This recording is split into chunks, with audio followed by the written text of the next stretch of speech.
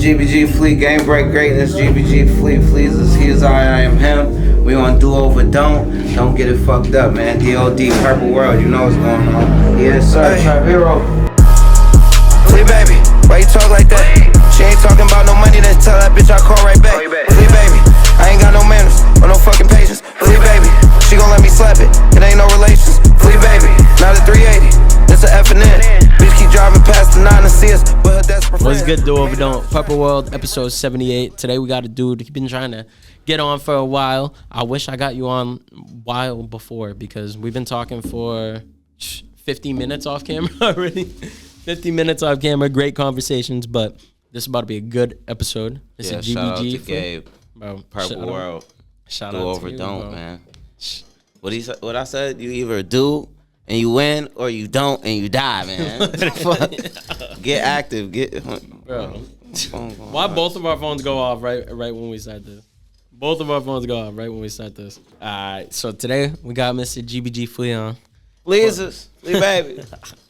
I want you, I don't know if you watch like the intro of any episodes, but I always start this out. Tired of saying it this way. I need to stop saying I'm tired of saying this. So, saying it this way because I'm going to just keep saying it like this. But superhero origin story.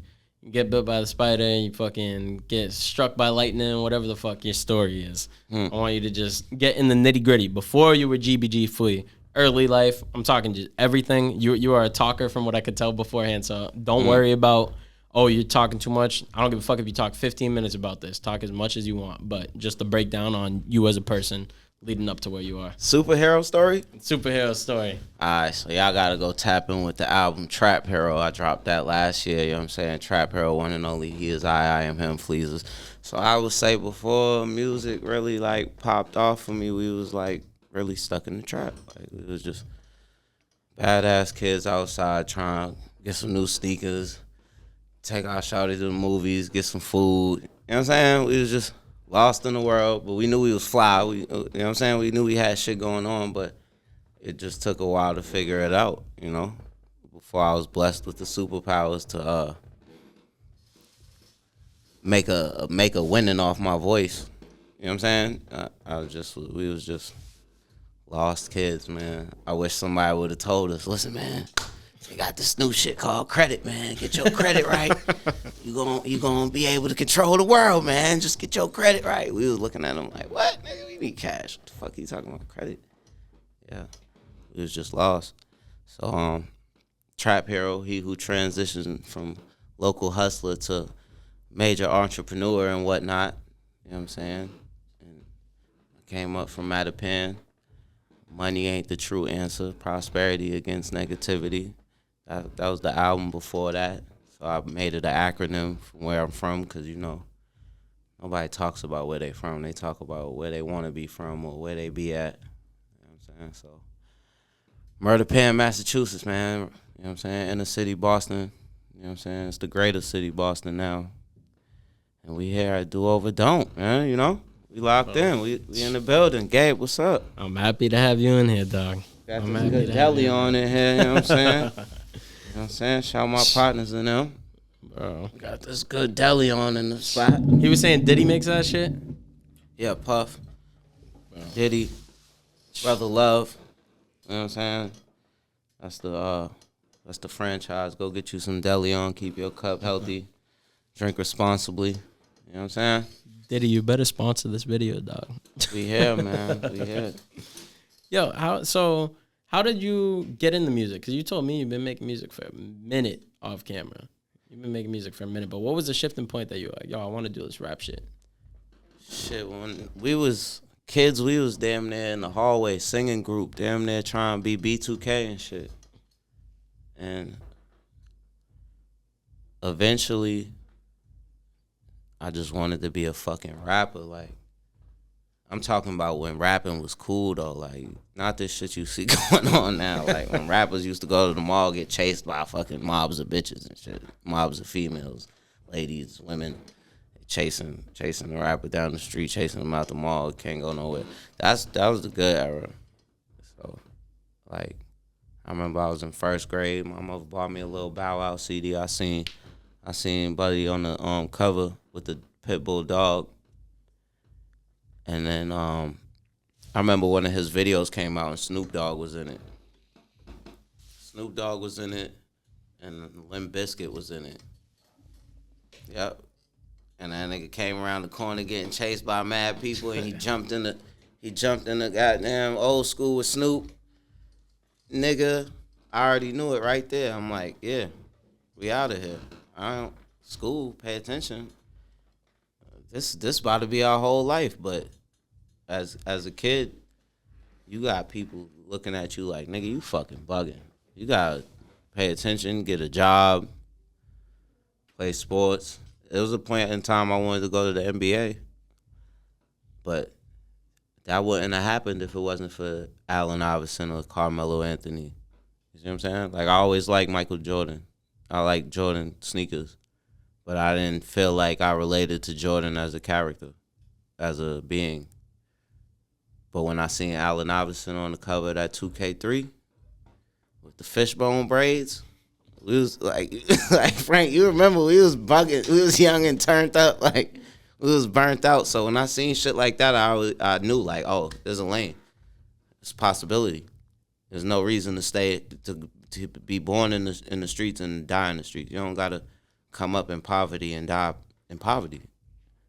You gotta figure it out and get wealthy. So that's what music was about. I gotta change my circumstances and feed my family in a way that they don't even see as possible. So it was no point of conversating about it with them. Because if I tell them like, yo, listen, I'm gonna do this, they gonna be like, nigga, you don't sit your ass down and go get a fucking job at Home Depot. Like, you feel me? That was never a fucking option for me. I knew it. I ain't know how, but I knew it would be something. It was a point I would have been a professional skateboarder. Damn. I seen Tony Hawk Pro Skater 3, that game. I got that game for like Christmas or some shit. Go on there. Kareem Campbell. They got a do-rag on. There's rap playing in his demo, in his skate demo. When you unlock certain shit in the game, I'm like, yeah, that's us. Big Cadillac truck, skate shit in it, bumping Nas to the skate park. Like, I seen it. Like, I'm not finna be a regular degular nigga. It's a legacy behind whatever the fuck I'm gonna do. So music was freedom for me, bro. I found freedom in doing music. Did you like have anybody around you to put those influences in your ear? Because a lot of the times, like we were talking about off camera, people just don't see life that way. People are like, oh, it's not possible. Well, we didn't talk about that specifically, but that's how a lot of people see it. They'll think of something, they'll see an athlete or an artist, and they'll be like, that's so dope. I could never do that. That's their first thought, and they just run away from it. But did you have like positive people around you, or was that something you figured out sort of yourself, just realizing that it was possible? I think, like, the same people you see me with right now, like, just having peers, your friends when you're kids, like, when you have people around you that are willing to risk it with you, they kind of, like, empower you. Like, they give you the energy to fucking get it done, I guess. Like, my fucking friends, my childhood friends always wanted the same shit I wanted. We just didn't know how to get it. So it's like, when you come up with a plan, you put people on, yo, listen, we going here, this how we gonna do it, this how we gonna get it done, and they roll with you, that's the most priceless shit you could ever have. Cause motherfuckers be like, nigga, you tripping, I ain't going. What? How? Where? Nah, nigga. I'm staying right here where it's good at in the hood. Staying right here, you tripping the fuck out. We gonna do what? How much is that gonna cost? Once people start asking questions like that, it's over. So you gotta keep close to the people who believe in winning. The people who wanna win just as bad as you. They don't wanna go fucking get a job at McDonald's and fucking struggle month to month. They don't wanna do that. Stay around those people. That's what got me. My people, when I say, yo, listen, we about to go figure this shit out. We can't. They're like, all right, what's step one? All right, they might help me plan it out more than I got it planned out because we done did this shit so many times. They might be like, nigga, we not doing that again. Like, we already did that. You got to learn off experience, too. Like, there's so much shit in this music industry that we wanted to do, and we just did that shit. And the universe just aligns with us, and we get to do that shit. Because my New York friends, actually, they empowered me. They put the battery in my back. We out. Once niggas make their mind up, now we in here. It's over. Like, we ain't never been nowhere and not got in. And it wasn't never about no money. Whether we had money or we didn't have no money, we ain't never really had to spend no money either. Facts. Like, Lucky. It ain't even luck. That's what people believe. They think you lucky. Nah, it's destiny. It's destiny. You gotta fucking say this is. Once you lock your mind in, everybody say manifesting and shit now. Once you lock your mind in and say this is what I want to do, and you put your all into it, sacrifices. You gotta devote your time and motherfucking what's it called? Devote yourself to the idea. Then shit'll happen for you. Miracles, like you'll be surprised, bro, how shit work out. But you gotta stay down for the come up. That's real. Like, I really believe in that. Like, a lot of times we even went places to do music shit and didn't know nobody there, and now we got family there. See what I'm saying? So it's like, a lot of times y'all be thinking I'm blowing the budget. Nah, my people got me. Like, I'm a land. They gonna pick me up from the airport.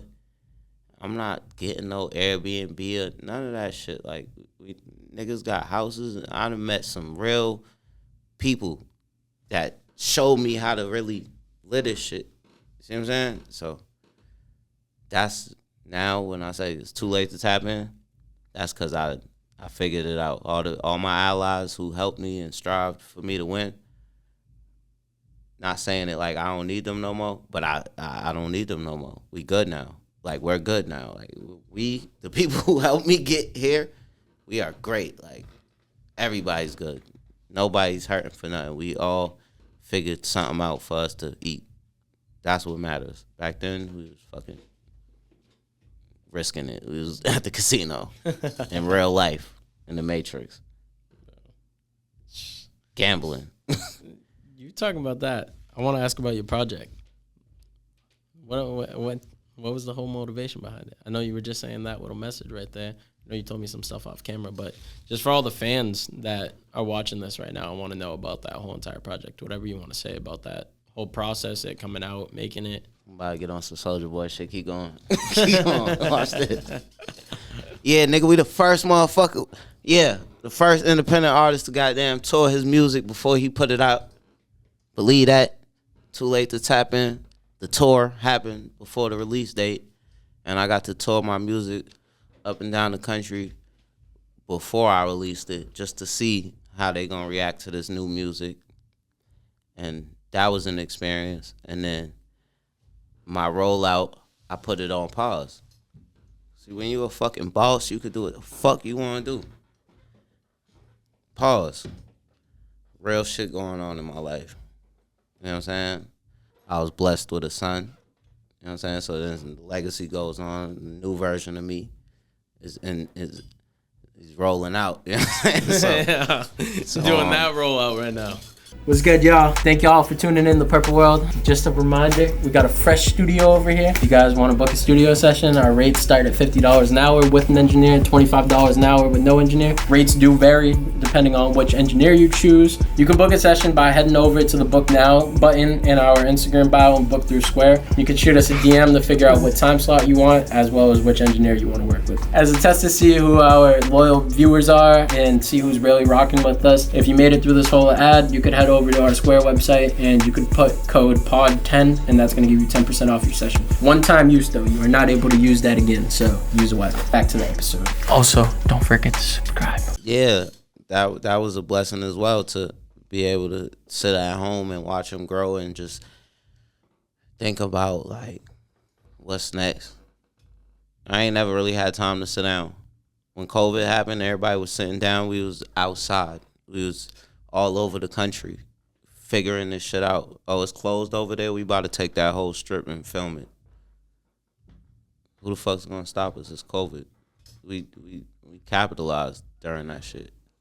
See what I'm saying? So when I put the music out in July, my son was born on the 5th. The music came out on the 7th. And that was the plan. The plan was 777. You see what I'm saying? So I got to chill, watch how people react to the music without promotion, without Instagram gimmicks and social media tactics and TikToks, and see who really is listening, you know? And now we here. I'm about to hit y'all ass with all that shit. We got all this shit written up. The rollout's about to happen for real. So what I'm doing, locking down bass, and then you're going to see me hit the road again, go back on tour again. I don't know if it's going to be called 2Late2Tapin 2 tour. That sounds crazy, so we'll figure something out. But I'm about to go tour that music now that it's out. And yeah, that shit's going up in the A. I can't wait to get back to Atlanta. They calling me every day, bro. We ain't come back. We ain't finna pull up. I can't wait to get back to Atlanta, go do my shit. I can't wait to get back to Florida, all up and down Florida. And then we gonna go back out west again. And I've been in and out of New York on the low, just sitting in a club playing the music, not even letting nobody know I'm there, just seeing people react. It's a process, and it's dope, man. I can't wait. I'm just planning, plotting. I want Take a shot to that. 2Late2Tapin out now on every motherfucking platform. Go stream that shit, download that shit, go TikTok that shit, do whatever the fuck y'all want to do to it. But I know there's a song on there for everybody. Out the whole demographic, I made sure it's a song on there for everybody. And there's people who fuck with me like that, so they fuck with every song. But if you listen to how that whole album set up, there's a song for every demographic. Whether you up north, whether you down south, whether you Midwest, Mid-East, or you just out west banging, there's some shit on there for you to bop to. For real. That's why I'm so happy that I did music for so long. Now I feel like I got a good grasp on how to really cater to your audience, you know? I got mad questions for you about this project, but my biggest one, you did, for someone who knows a lot about all this stuff, and you telling me you know marketing, it's like the weirdest thing, because it's not like you didn't do marketing off rip, because that whole, what the fuck was the inspiration behind doing a tour before the project was out? I'm going to ask you that before I ask you the other questions, because I'm just dumbfounded by that, but that sounds dope as fuck. Honestly, I wanted people to lock in on the concept before the music came out. So when it came out, they was already in tune with how I feel, who I've become, where I'm at with it in a mind state, and how I feel about life. Because even on, like, there's certain songs that I'm talking directly to my audience. I don't give a fuck if the media like this song. I don't give a fuck if it's not about that. It's not about fans, or I'm talking to people who's like me, people who've been through what I'm going through. That I'm just relating to that. These are for the trap heroes, the Trap Heroes United, the local trap union. Like, this is for them. This is for get money, never haters. Like, that's a select group of people. These niggas is like Buzz Lightyear in their hood. People looking at their gadgets and shit, like, you know what I'm saying? Like, I did that for them. There's certain songs on there that I'm just talking directly to them. Everything else is like, say the question one more time. What was it? Nah, just doing the tour and everything beforehand. Yeah, like, I wanted people to be fully in tune. Like, I put a suit on, 3-piece suit I had to change the look up to let them know, like, all right, this ain't that. We going here now. You know what I'm saying? And I put out a video before that album, just a freestyle, and it was just to like let them visualize what's about to happen. It's more not mainstream theatrics, but it's like, I don't know. Like, I just feel in that level where it's just like, nigga, it's too late. It's too fucking late to tap in with us now. Because all the times that we reached out and we dropped game on niggas and we came through and showed love for the freebie, and all the grinding niggas done seen me doing all the, you see what I'm saying? It's like, now it's like, how could you ever, we gonna take it as direct disrespect if you ever try to like play us short or give us the shorthand or we get the shitty end of the stick. Like, it's direct disrespect. Like, we done put on for everybody.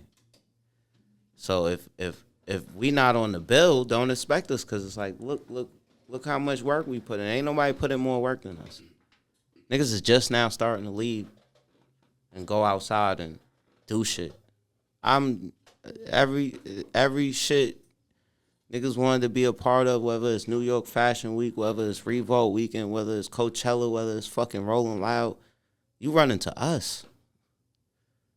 Like, we backstage in the spots where everybody want to be at, and then we the ones who's going into the crowd for the regular people who paid to come here and run into people. Like, you run into us. That's how I built a fan base, just talking to people. Shorty fly, yeah, I'm gonna talk to her. Yo, follow me on Instagram. We don't gotta be in a relationship or be sexual. None of that shit. Follow me on Instagram so you could be in tune with what I got going on. Where you from? North Dakota? Okay, I'm from Boston. You ever been there? No? All right, boom. This is my audience. People who watch what I'm doing every day. Swipe up on the links. Purchase the merch. Support. You don't never know who's really watching you once you that deep into this shit. Because you done, every mall you go to, you speak to 4 or 5 people, just letting them know. I don't even tell people, yo, listen to my music. I just tell them, yo, tune in. Follow me. I'm going to follow you back. Oh, my God, you got 50,000 followers. That don't mean shit to me. I just know I spoke to 50,000 fucking people and made sure they know what the fuck is going on, if that. You see what I'm saying? That's the whole shit. So now that we past that and we trying to get to millions of streams and all, that's what's going on now. And we got to sell merch to count album sales and woo. All right, cool. That's the way the industry went. It just shifted.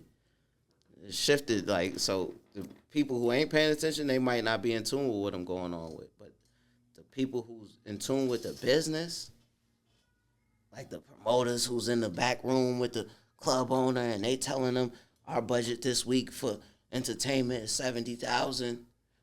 200,000, a whoop, the whoop, the whoop. If you not bringing my name up in that table, then you a fuck nigga and you don't want to see the city eat. Cause I done grind out west, I done grind down south, I done grind Midwest, I done grind, and everybody know, yo, it's fly people who come out of Boston. You don't know that nigga Flea, and you can name any fucking artist, cause I see the shit. Anybody that they go fucking with, the first thing they ask them, oh, you from Boston? You know Flea? Straight like that, because I done already ran into these people 4 or 5 years it's a groove. We go from motherfucking this music conference to this music festival. From that music festival to this fucking concert. Then it's Fashion Week again. Then it's these same music festivals. It's rotation. So how I'm gonna get my shit heard if I'm not in the spot rubbing shoulders with everybody? That's how I ran up motherfuckers watching me every day and every night. Cause they know if I click this shit, I'm gonna see some shit. This nigga might be next to who. That's what y'all wanna see. I don't give a fuck about who I'm next to and who I done been in the room with. How much money is in the budget for us to fucking keep this shit going? That's what I give a fuck about. Like, for real, bro. That's why it's too late to tap in. Stream that shit, y'all. You know what I'm saying? Run your boy up, man. So the city could look good. We need a Boston music festival. that's just catering to artists that pass that stature, and they get to perform their music to the city that knows them. See what I'm saying? I don't got to be on that. I would love to be on that because there's a lot of people out here who, if I go get some breakfast from fucking brothers in Mattapan in the morning or some shit, niggas running up on me 6 in the morning. Yo, I fuck with your music, bro. I've been fucking with you since. That shit blows my mind because I be like, damn, I forgot about that, nigga. Damn, you talking about 2015 at the VU? You talking about music videos? Like, and that's another thing. I remember there was nobody on fucking YouTube. Nobody on YouTube. Me and Tony Johnson Films put a fucking visual on this city. Put a whole visual on this city. He could vouch for it and I could vouch for it. Because after me and him shot 2 videos, everybody in the city shot a video with that man. Always wrist thing, same shit. That's my twin. He done ran up a bag. He down south. He living how he supposed to live off his camera. Because you hear his company, always wrist things. He wrist it. He figured it out. ART, always wrist things. That's art. He done figured some shit out. That's my brother. Yeah. I'm still waiting on my goddamn budget, nigga. Yes, sir. Always wrist things. And just, I realized a lot of people watch what we do, bro. So I would have felt, it would feel weird if I do what I'm about to do next and I didn't sit down with you first. Because this is dope. Y'all built some shit. I appreciate it. Y'all built some powerful shit. Y'all built a platform. The environment's good. And I watched y'all grind from where y'all was to where y'all at now. I don't know y'all yet. I'm happy to build a relationship with y'all, but I'm proud of y'all. I'm the outside looking in. I appreciate it. You know what I'm saying? Seriously. This shit dope. Y'all got the merch. Y'all branding. Y'all got a beautiful studio. There's shit going on in the other room. I appreciate it, bro. Like, they running a fucking real business. This ain't no gimmick. Y'all need to tune in. This is happening in the city. I appreciate that, dog. Seriously. No doubt. Bro, I wanted to ask you, though, before I forget about it. You sound like you've been everywhere and anywhere, traveling-wise. And obviously, your whole, basically from the sounds of it, your main marketing scheme is just face-to-face, getting in people's faces and just fucking locking in with them. But stole that from the 90s. Bro, traveling in general, though, how... Where are your favorite places to go, but also just that whole element of just putting yourself in people's faces? If you didn't travel to all those states, what position do you think you would be in compared to where you are now? I'd be dead, or I'd be in jail doing a long amount of time, and I'm so grateful that I'm not. Because when I was able to travel, I was able to see the world from a different point of view. And like I said, I stole this shit from the 90s. Before labels invested any money into you back then, when I wanted a record deal, they would put you in this thing called artist development. You feel me? And in artist development, you'll go do a whole bunch of shows around the country for free just to see how the audience reacts to you. But they'll put you in front of a real audience. They'll put you on Summer Jam and make you open up for a major artists, you feel what I'm saying? Shit like that. So my motivation to that was, as a kid, I knew, like, all right, we don't necessarily have to be here. We can hustle up some money and leave. So, like, when social media came out, when Instagram came out, I was in front of the liquor store on my block selling CDs. I'm selling mixtapes because I can't make this shit up. Before social media came in, mixtapes was the thing. Wayne was dropping mixtapes. Els was dropping mixtapes. Rose was dropping mixtapes. Meek Mill was dropping flamers. Nip came to Laced on Mass Ave, nigga. For Crenshaw and Slauson, or what was the album? The title, the shit was Crenshaw. He sold all them shits for $100 or some shit. And I walked in Laced, because there was a big ass line out the door around the corner, and Nip just knew it. Like, these are some street niggas. So we just saluted real quick. I grabbed the CD and we did. Because shout to Jamil, you know what I'm saying? He knew we weren't waiting in that line. They gave us the walkthrough. I was on my flea cocaine shit at this time, so I was just on some shit. You know what I'm saying? But, and like, at that era, it was a mixtape era. So I was on my block selling my little weed, my mixtapes. You feel me? And then when the shit transitioned into some digital shit, niggas started talking about iTunes, and I had to sit back for a second and watch where this shit's going, and then, okay, all right, boom, we gonna get with one of these distributions. We gonna upload our music through the distribution. We gonna get our shit on the platforms. That was a transition, and it was a gamble. It was a process to see if it's gonna work. All right, all the people that I know pull up on, and wherever we go, we selling CDs and T-shirts. Every show, every bar and grill, whether it was Sammy's Patios, Dublin, whatever, all the hood shit, all the holes in the wall, all the way up to Connecticut, Toad's Place, all the shit. We selling mixtapes and fucking T-shirts. So when it transitioned to digital, we like, is this shit gonna work? That's how I'm thinking in my head. I'm saying it like I'm a faculty and I'm a team at this time. I had a team, but this was a team of street niggas who knew what their position was. Like, all right, y'all niggas got cars, we gonna ride with y'all. These niggas got the power in the hood, they gonna round everybody up. Y'all niggas' job is to call all the bitches. Everybody who's buying liquor before they go out tonight, they gonna come to our liquor store any fucking way, because we turned up on the weekends in my hood.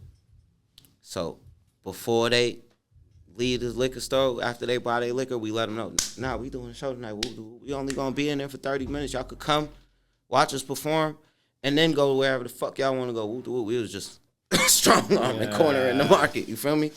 Cool. So in that era, I knew, like,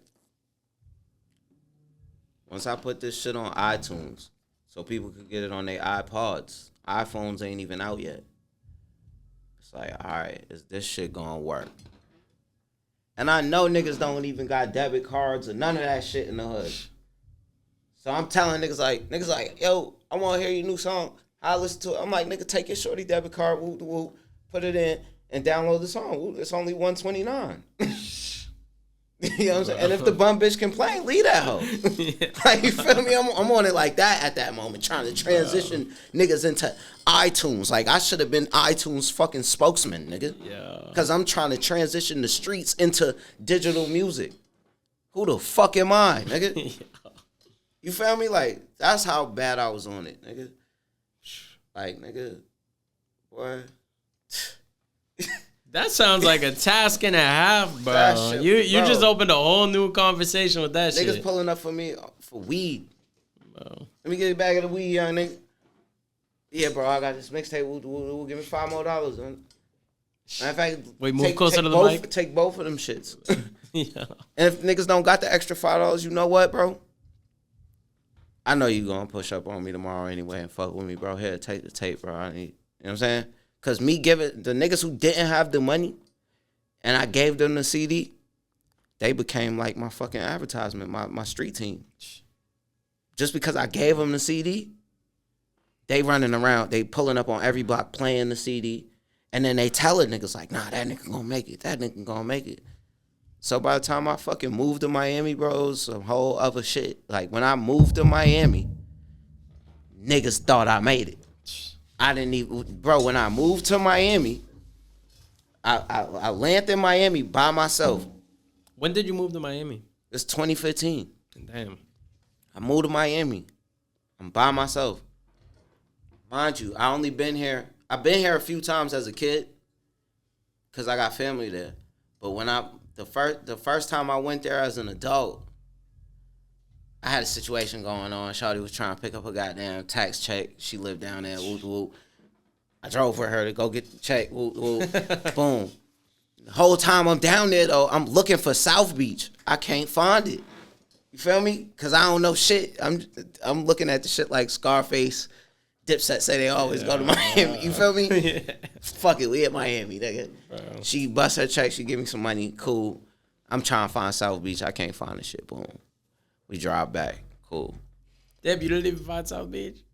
Nah. You didn't ask people for directions? I wasn't in that mode.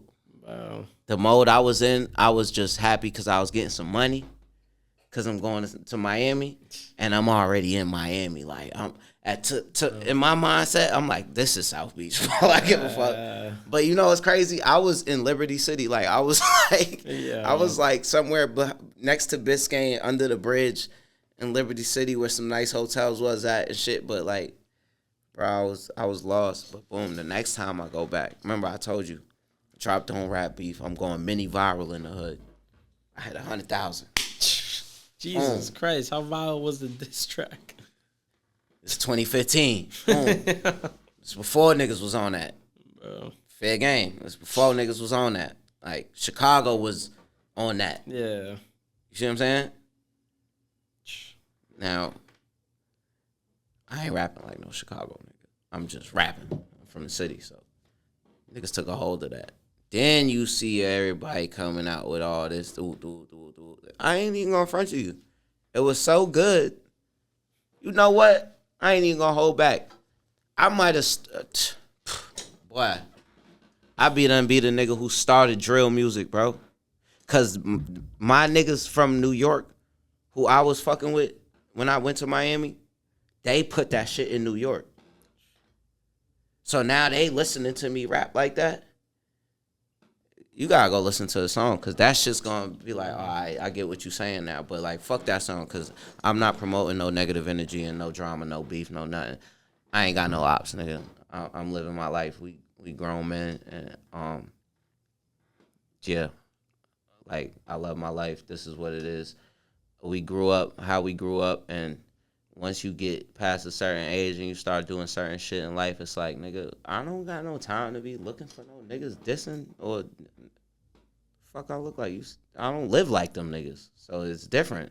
I can understand why niggas got time to go rap about another nigga. Because I remember where my mind was at when that happened. You see what I'm saying? And I never rapped about no specific niggas. I just rapped about what was going on, and that's why it happened like that. But either way, like, when I moved to Miami, I ran into some niggas from New York. They in the lobby. We at the Seagull. No, we at the Tropic on Collins. Anybody who's having motion in this time frame, you know what the Tropic is, because they had the Lambos for rent right next door on Collins Ave. Y'all know what it is. Boom. So I'm in the lobby. I'm coming to check in. I see some young niggas with Adidas sweatpants on, and they on hoverboards. They just rolling back and forth. I forgot about the hoverboard way. Yeah. They rolling back and forth. And I'm like, these niggas got to be from where I'm from, or they got to be from somewhere close. So I asked them niggas, what's up with y'all? Where y'all from? Like, we from New York. I said, all right, I'm from Boston. I'm right up the street from y'all. Y'all niggas make music or something? Like, what y'all niggas do? This how I'm on it when I'm down there. Boom. They like, yeah, take the Instagram link. So I send them niggas my music and think nothing of it. Go carry on about my day. Cool. And I told them niggas like, yo, what y'all doing tonight though? We gonna link? Where y'all going? Woo. All right, cool. So I'm coming back to the hotel. I just went to Lincoln Mall to go get some fucking clothes. Lincoln Road. Went to H&M, got me a little t-shirt, some little slacks. I'm on my Miami shit. You feel me? These niggas tell me straight up, yo, when you get back to the hotel, come upstairs, come to the room. These niggas smoking weed in the room. These niggas brought weed. This is how I'm learning how to move on the road. Like, these niggas smoking weed. Where the fuck y'all niggas get weed from? Nigga, we brought this shit. Okay, cool. Wow. They put me on, like, all right, so they was listening to the music. They went through my YouTube catalog. Cool, they fuck with the music. So they like, all right, you could come with us. These niggas, many signed me. You feel me? You with us now. You feel me? Yeah. Boom. So my nigga Too Cool tell me like, it's Revolt weekend. Shout Stunner Gang, shout Giz God, shout Too Cool, shout Swag, He wasn't there at the moment. And shout my nigga Don B from Harlem. He got the camera at this moment. These niggas shoot me a video and all of that. I said something, right? I said, shout Stunner Gang if I didn't. Pow. They like, yo, it's Revolt weekend. They send me the shit on the gram. I'm looking at it like, Revolt. I don't even know what the fuck this is yet. This is the first Revolt Music Festival conference ever. 2015. All right, cool. We gonna wake up early. We gonna go. We didn't wake up early. We at Wet Willie's all night. We get back to the hotel 2 a.m. The hotel lobby called the police on us. Nigga like, show us your room key or you can't go upstairs. Like, bitch ass nigga, we paid money to be here. We don't gotta show you shit. Walk right past the nigga. Fuck him. We get upstairs. We rolling the weed up, about to light up. Yeah. Police at it though. Mind you, I just meet these niggas this morning. This is tonight. You feel me? And we supposed to wake up and go to Revolt in the morning. Police come. They kick us out the hotel. All this shit's on YouTube, too. They kick us out the hotel. What, vlog? All this shit's on YouTube, bro. There's a vlog, and then you could see some of it in the nigga Stunner video. So, they kick us out the hotel. This how we find the Seagull. This the trap. Yeah. This is the home hotel at this point. There ain't no Airbnb, there ain't no Uber, none of this shit's out yet. You heard? None of this shit's out yet. Boom. So we go to the motherfucking, we find the hotel, Seagull. Bow. We can't check in till the morning. We check in, fall asleep for a little bit, wake up, shower, go to Revolt. Now it's Revolt weekend. And we meet everybody. Nigga Kodak Black hand me his CD. Now this ain't Kodak that y'all know. This is Kodak with the puffs and the Dickies with the Timbs on. The Dickies short set with the Timbs on and the mouth full of gold. I'm telling you, this is a different Kodak, bro. You feel me? Nigga, give me a CD. So I respect his grind. I just came from selling mixtapes on my blog. I respect the nigga grind. He give me a couple CDs. I take him back to Boston when I eventually went back. But this nigga, I grew up with him from fucking 5th, 6th grade. See what I'm saying? So he hit me on Facebook talking about, hey, bro, you really in Miami? I'm like, yeah, what's the word, nigga? What's good? Where you been at? How you been? He like, nigga, fuck all that, nigga. I'm in Opalaka, nigga. I'm about to push up on you. I sent him the address, nigga, push up on me. Cool. Mind you, it's 5th, 6th grade, 7th grade, we rocking. If I'm skipping school, he skipping school. He sleeping at my crib, I'm sleeping at his crib. So when he came to link with me in Miami, this is like me having my brother with me. Because I'm out there by myself, and I'm with some New York niggas, and they took me in as family, so I'm not worried about them. But mind you, I'm by myself. Cool.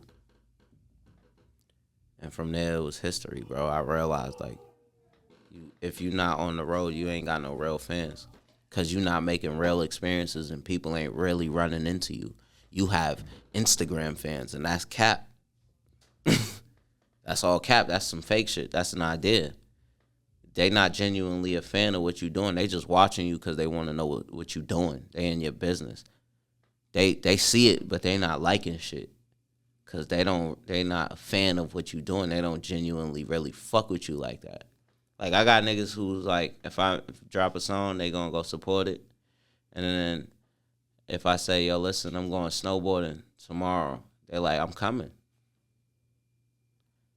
They genuinely fuck with me like that. You going snowboarding, nigga? I ain't never did that, bro. Fuck it, I'm coming. What the fuck? Like, you ain't finna leave me, nigga. They don't know what's going on. Whether I'm going to go to a cabin full of vibes, or I'm fucking going to really snowboard, or I'm going to get drunk with the homies, or we going to go. They don't know. They just like, nigga, I genuinely fuck with you like that. I'm coming. That's when you know, like, all right, you got fans. But don't ever misconstrue your fans and your family or your friends. Because your friends and your family ain't supposed to be fans of you. They supposed to be able to pull you and tell you, yo, you tripping out right now. Come down. We good. Yo, we out of here. Yo, this ain't the vibe for us. Yo, we leaving. Your friends and your family should be able to, once you get too big-headed and they can't pull your collar, you don't let that shit get to you. It's over. All that materialistic shit's gonna control you. A bitch could be like, I'm gonna buy you a gun and a gold yard bag for you to hold the gun in. And you gonna listen to that bitch. You gonna do whatever she tell you. Cause your friends and your family ain't willing to do that for you. You feel me? That's what's wrong with this shit now. Bro, we've been in every nook and cranny. We done been in every little state, every little city. And no matter what, I always go to the mall. No matter what city we in, I don't give a fuck where we at. We could be in fucking Nebraska. We could be in Omaha. Well, let's go to the mall. Because I know they going to have some shit that they don't sell where I'm from. And then I know I'm going to run into some people who like to spend money or buy shit, or they infatuated with the culture. So when I see people like that, I pull them to the side. Yo, what you be doing, bro? Oh, you make beats? All right, follow me on the gram. Send me some shit. And they could already tell you're not from here. You don't even talk like me. Then they go to the gram and then they be like, oh, shit, this. See what I'm saying? Because that's some materialistic shit. They going to see that and they going to be like, oh, this might be my ticket. That shit is, I don't like that shit, bro. People judging you off numbers and all type of shit. They don't even know who you really are for real. See what I'm saying? That's weird. That shit is so weird how people just, I never will fucking understand that. But it's so true, bro. Like, I was talking to my boy. My boy was talking about, he's like, bro, I want to get a rollie so bad just because I feel like it's a conversation starter. Like, it do. It is. Not it like that. But then he was saying that, and I'm like my car's I had outside. one. Look at my watch now. Bro. And I ain't saying I downgraded. It's just like I'm going for a different lane.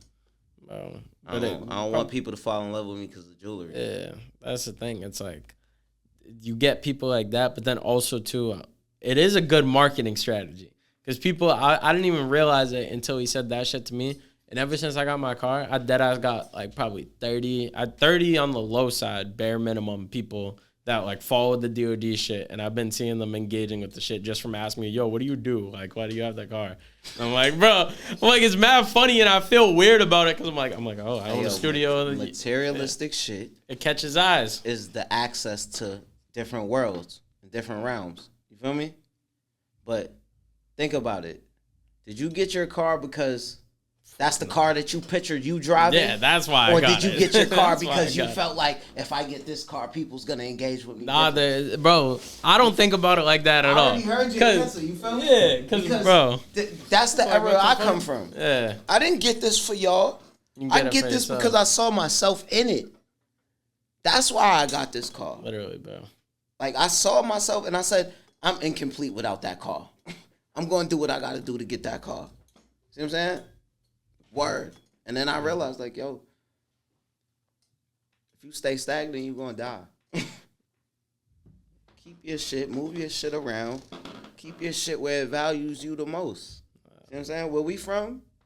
Nigga like me driving a certain type of car attracts a certain type of attention that I'm not really looking for. Yeah, nah, I've got the negative attention too. I don't like it, but the positive. I'm in Atlanta and I'm in Miami. Now it's like, oh, that's Flea Baby. You driving? Oh, you pulled up in that shit. Oh, you pulled up in that shit though, boy. Boy, what the fuck you on, bro? Niggas want to know what you doing, how you did it. You could tell them, listen, nigga, buy this merch. Nigga, you could have a car just like this. They gonna go buy the merch. Where we from? Niggas like, huh? You said what? So hold on.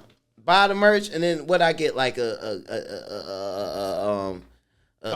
raffle? I get a raffle ticket with the merch? Like, niggas think about it. Like, nah, bro, that don't even add up. Down south, niggas be like, yeah, I need them stacked flared pants, bro. I'm gonna get the merch, and then that shit finna come to me, cause that's how it really works. I'm going to get whatever I got to get to attract that to me. So when it come, I'm not going to miss the window. I'm jumping out. That's the real game. That's the whole shit. If you present yourself, if you live a certain way, certain shit comes to your life.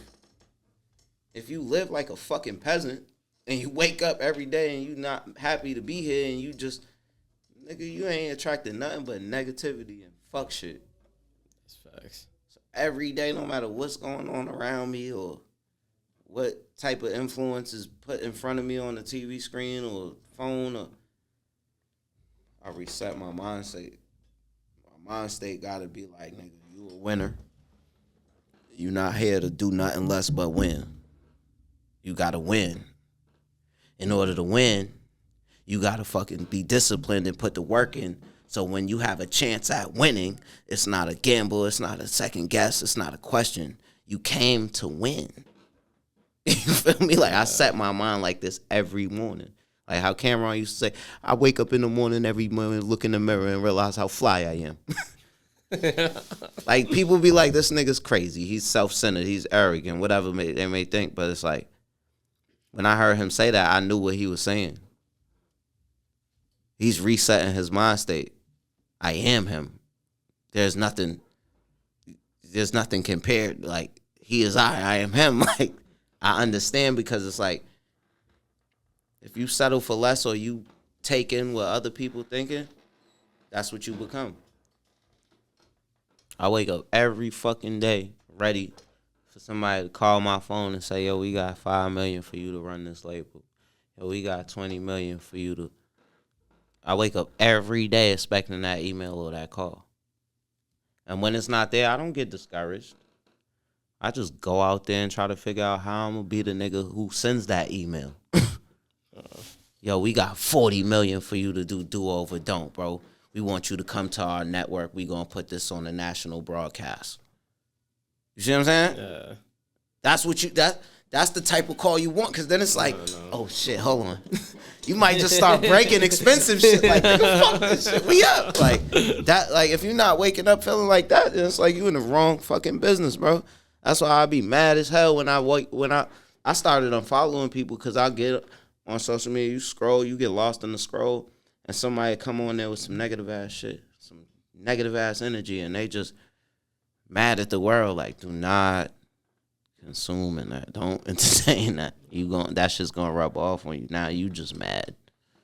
You mad because you seen some mad shit on social media. Now you get out the bed, bang your toe on the fucking bed, go in the bathroom, ain't no toothpaste in the toothpaste shit. Like, that shit just goes all the way down. Now you don't want to go to work. You late. Niggas is in your way. It's a fucking ambulance. Somebody got hit by a car and you already late. Like, it's mad. This is how the universe moves. Like. Work some random ass ways, bro. Yeah, man. And we gave everybody shots, man. We gave everybody chances to prove themselves and be the best they could be. That's why it's too late to tap in, man. Bro. We seen niggas true color. I done brought niggas around me and just let them soak in the lifestyle for like 48 hours instead of just putting them straight to work or putting them straight on contract. Niggas soak in the lifestyle for about 48 hours, and then they be like, they start feeling obligated to the shit. Start feeling like this is their life and they deserve this shit. Like, no, nigga, you here to do a service or perform. You getting distracted by what you see. And maybe it could be motivation, or maybe it could be like you wasn't ready yet.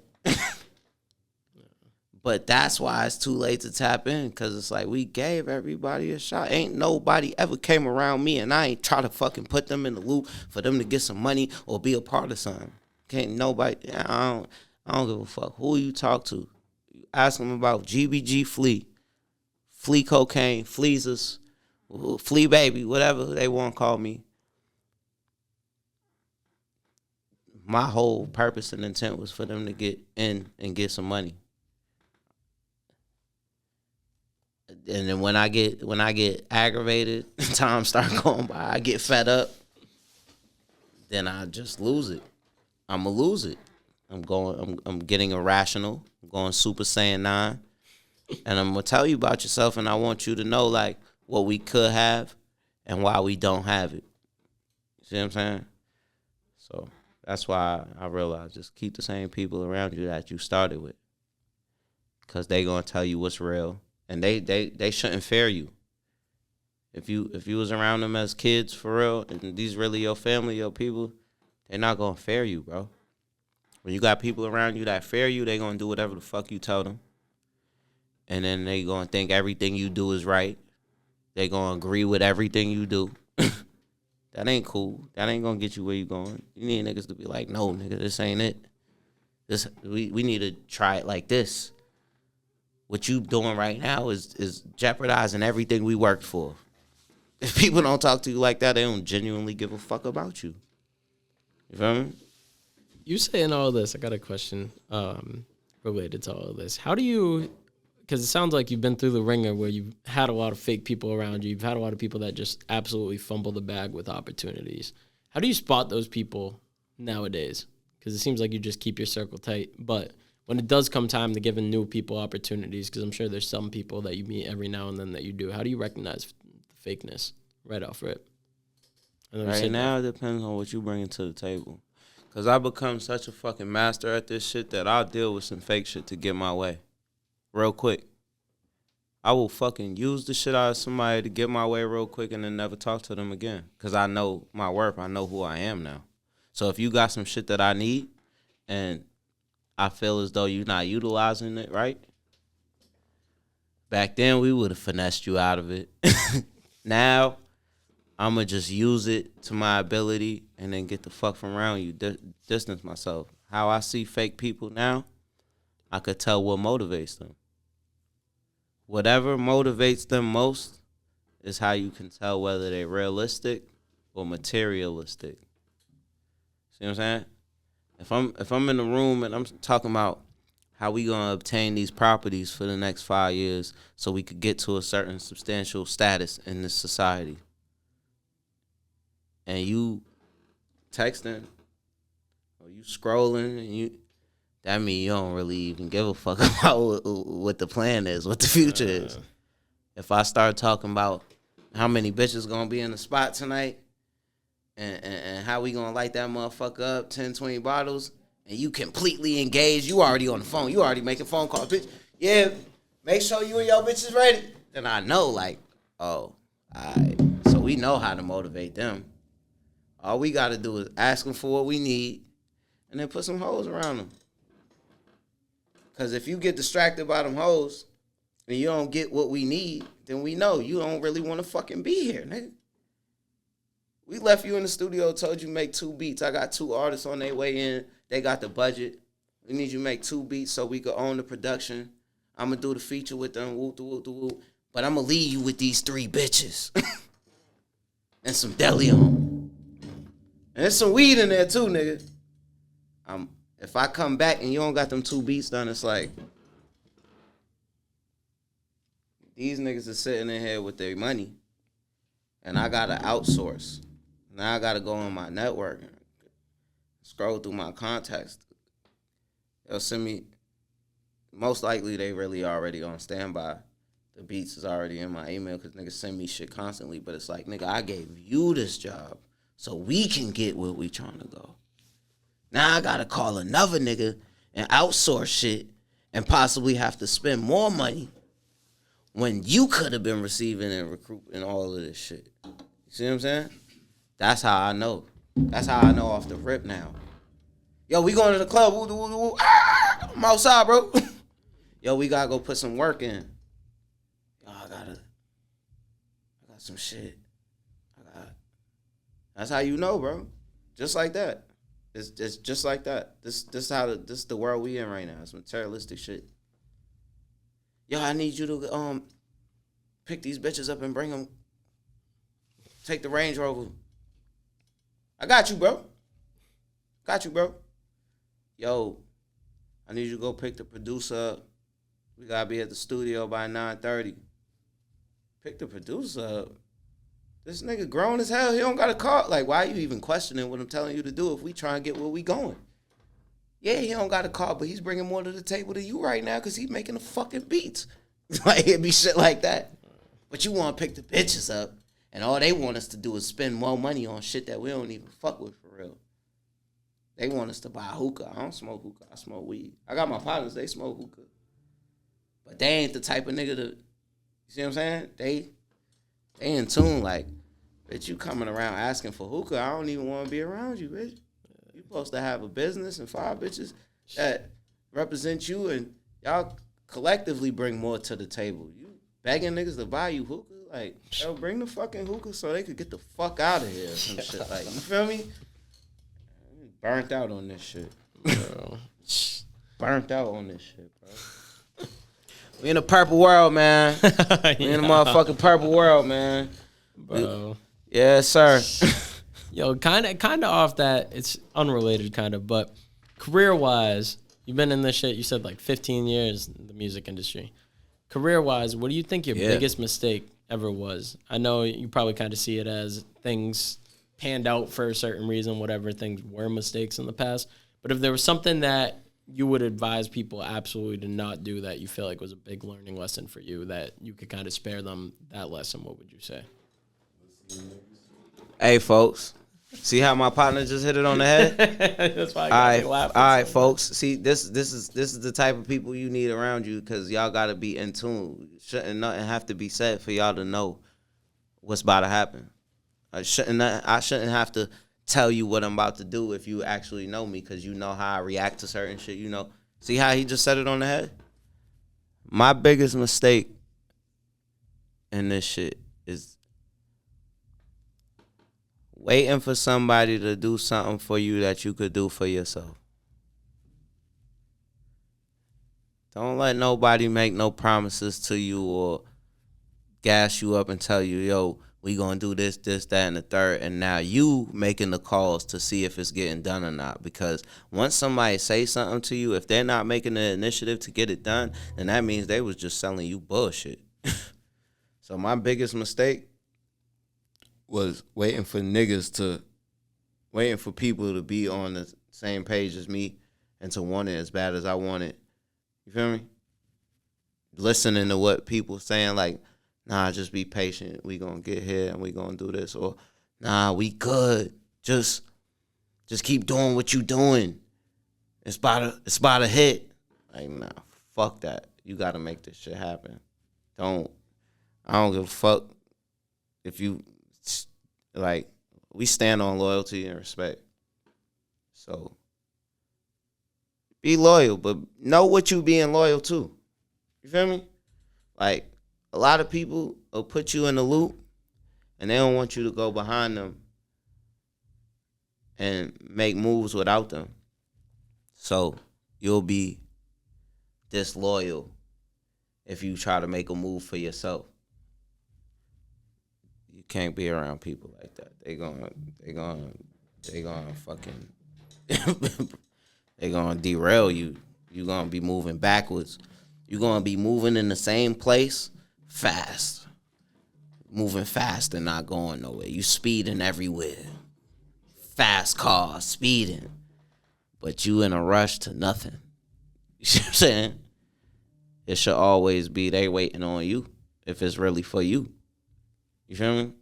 Like, never let nobody fucking mislead you from what you know, what you want to do. If it's in your mind, your vision ain't gonna be his vision. He can't see what you see in your head. He can't see the future that you see. So don't expect nobody to. You just gotta do whatever the fuck you gotta do to get where you trying to go, not where somebody wants you to go. That was my biggest mistake. It's just listening to people make endless promises and saying, you know what I'm saying? Like, just don't go for that shit. Just, and especially if it's some shit that you know you could do for yourself. If it's some sort of resource or network or relationship that you don't have so you can't get it done, then just work on building your relationships. Walk in the corporate office and make your own relationship. I didn't use your friend, nigga. I used this nigga, an intern. And he got me straight to the top floor. Y'all niggas was bullshitting, dicking me around for fucking 3 years. Like, you feel me? Pause, because y'all know how this society is. Like, I don't know how y'all take that. Like, where I'm from, that's just, niggas is just giving you the run along. I got one. Whatever you feel comfortable with sharing. What do you feel like your biggest fuck up trust-wise is? Talking about, like, doing shit with other people. What do you feel like a situation that you trusted somebody in the industry and got absolutely fucked by it? If there's any stories that you feel comfortable sharing.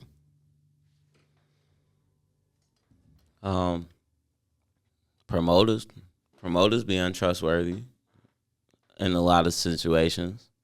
I done put people on tour dates, added their event to my tour date, and then they don't have the pull that they talking about at the tour, at the venue or the event.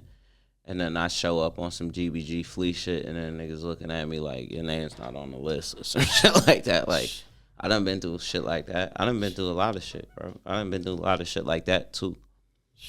Precisely, like, like, I done went through it with promoters telling me they can't give me what we agreed on because they got to pay their DJ and security. Like, what the fuck? The fuck is you talking about, nigga? What the fuck? Nigga, like, your DJ or your security ain't safe, nigga. I don't get that money. What the fuck is you talking about? I don't give a fuck about that. Like, we done been through wild shit. And then when you out of state, you out of bounds. So how you really gonna deal with it when niggas know what hotel you staying at and all this? You see what I'm saying? This shit is tricky. You gotta move. Millie. I move around Millie. Yo. How do you recommend people moving properly being on the go so much? I forget who. I think I asked Hollow, this videographer. I think I asked him that. But being on the go so much, like, how do you advise people to move properly? Because the way you just said that out of bounds shit, bro, you have so many people.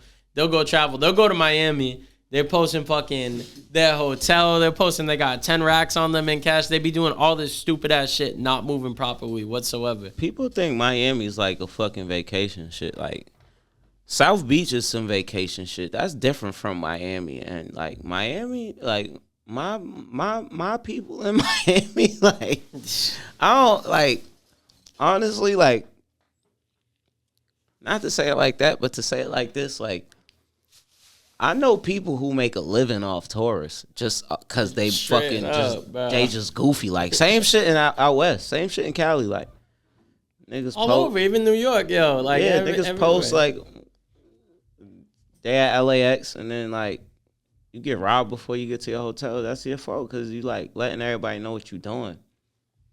Like, you got people who watch you on social media and don't say nothing to you. And it's like, me personally, I don't block anybody. I let people see what I choose to post. But like, it's literally that thin line. Like, the people who watch you every day and don't say nothing, they get a fucking drop on you. For sure. Like, yo, yeah, he just left Logan. I know he's about to land in 4 hours. Yeah, you got fucking 40 racks in your bag. There's niggas out here who don't got food stamps this month. Why wouldn't they take you? You a goofy. You ain't gonna do shit any fucking way. Like, it's mad shit to it. So it's like, people know what they doing and who they doing it to. And if you gonna be moving around in this world, just stay froggy. Keep good people around you. And if you're good by yourself, then just, you know, if you're good by yourself, then you know what to do and what not to do. Do over don't. Like, you know what's a liability and what's a fucking, you know what I'm saying? Like, I don't know. People crazy, bro. It's sad though, cause you see, like, I hate to say it, niggas go outside for bitches, man. Bitches, niggas do the most for a bitch, and then the bitch post everything and not. I was gonna say situations like that. Like, I hate to fucking talk about rappers that died recently, but you look at the track record of all the fucking major ass artists, bro. We're not even talking. That's another thing. Like, when I wanted to be a rapper, niggas wasn't dying, bro. Bro, like, but recently, rappers wasn't dying. Bro, recently you now see that's the just ramp up some trending shit. Bro. That's some regular shit. But a lot of the situations are the shit we're talking about, bro. People post fucking at you, like the Pop Smoke shit. They posted that fucking Amiri bag with the address on that shit. There's mad different situations where it's people just posting shit, giving the drop on themselves. I don't think that was how they knew where he was at. A lot of people think it was like an inside I'm not shit. somebody to speak on nothing because I don't got nothing to do with it, and that's just not. That's out of my situation, so it's out of my hands. But like, honestly, that quick little post of the shit, I don't think that's how they got the drop. They got the drop because they had the drop. You don't do something like that because of Instagram. You don't have enough time to fucking react. They had the drop for real, but who knows? Like, I don't know. You got people who's talented on just social media. That's a new talent now. So some people could stop the video that fast, pause, zoom in, all that. I'm not one of them people, but I got people who's like that. People who watch people all day on Snapchat, and they'll slip up, show what car you driving, show where you at. It'd be some simple shit like that, like the mailbox is pink, and everybody know where that pink ass mailbox is at in the city. You fucked up. Like, it'd be simple ass shit like that. So it's a creepy world, bro. I don't be posting shit, bro. I post merch and my music, and if I don't got nothing to sell, I'm not even on social media at all. I'll go months without posting because it's like I'm not.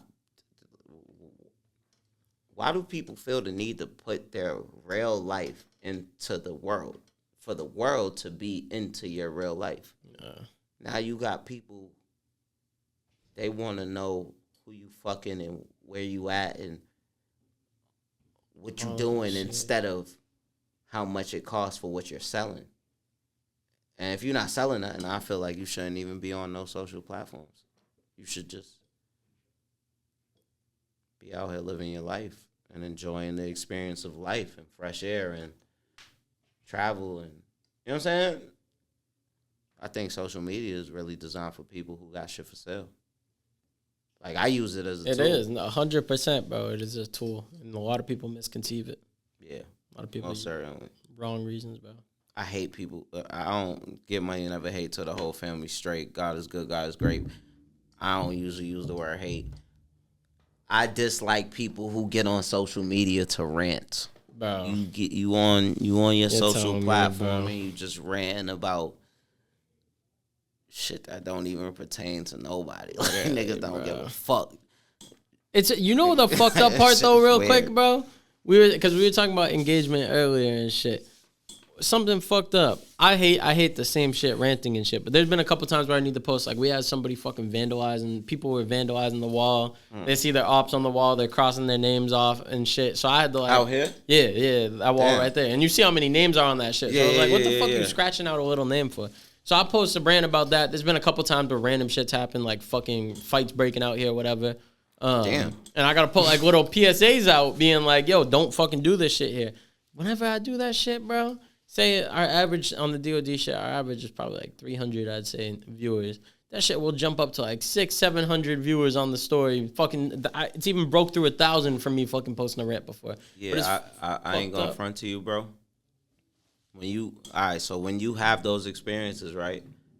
So I've broken that down and really analyzed it. So I noticed when you have the power to make people call other people and be like, yo, you seen what such and such just post, and then that boosts your numbers, then you gotta learn how to utilize that. Because I'm telling you, bro, it's the less I say, the more I get. And then if I do say something, then that shit just shoot up crazy. Just like how you said it. So, bro, it's fucking crazy. You ever read 50's book? Yeah, I read all them shit. Dude, how he got a whole chapter about how beef is the smartest marketing. Which one you talking about? Hustle. Yeah, that one. He got a whole chapter on the fucking like whole beef shit, bro. It's like it's so true, but it's fucked up because the way that people's brains are wired. All right, think about it. You're looking through news articles. You see a news article about, oh, this fucking fundraiser won or raised $10 million for cancer or some shit. I don't know. Like, you see some shit like that, but then you see, oh, dude driving so-and-so car shoots, poosh icy shit, driving a green McLaren shoots 3 people. You're going to click on the fucking negative ass shit. But it's fucked up because the way that our brains are wired, it's literally like in human nature to do that shit. But it's clickbait. It's guerrilla marketing. It's yeah, that's the matrix we in. Guerrilla marketing. You must have invented that term, but I fuck with that. No, shit. that's some old school shit. Honestly, What's that guerrilla, shit? yeah, guerrilla marketing. You don't really see too much of it now, besides like the massive companies like Walmart and Best Buy and shit like that. Target, they do a lot of guerrilla marketing, but guerrilla marketing is a term used in the business society for over the top advertisement. Like let's say I thought you broke it down in the sense of guerrilla warfare, except marketing. Yeah, all right. So it's like that. It's direct competition. Burger King across the street from McDonald's, and then Burger King puts up a bigger fucking sign. That's guerrilla marketing. You know what I'm saying? If you Google that term, you'll see. But no, I'm not the inventor of that. I never heard nobody say that. But Surprisingly. Fifth is definitely the biggest guerrilla marketer. Maybe that came out after Guerrilla Unit. I'm not sure, but that he's one of them when it comes to that guerrilla marketing shit, because he's in your face with it, and he's not letting up. He's very persevering, and he's just arrogant with it. Like it's you'd be like a blind person to be oblivious to what 50 Cent got going on. See what I'm saying? Like, all right, a guerrilla marketing tactic. He shoots the show, the HBO special, and then what song is in the beginning of every show? Instead of it being a theme song, it's his song. You see what I'm saying? That shit is How? so true. What a better way to market your single? Because you know that he's cornering the market, because he knows there's no room right now for the music that he's making to the masters. The masters is putting out the Cardi B's, the you know, no disrespect to Cardi B, but they putting out the shit that's more ratchet, the Sexy Red, the you know what I'm saying? The liability shit, the shit that is like, we don't know if this is gonna last, but it's provocative. Like, you feel me? So for somebody like Fifth, it's like the masters might not appeal to his music at the moment, but because of his circumstances, he's able to still market his music through his product. It's like soundtrack music, background music to whatever he got going on. So if he put out Power and then put one of his singles in the background, you have no choice but to know that song because you like the show.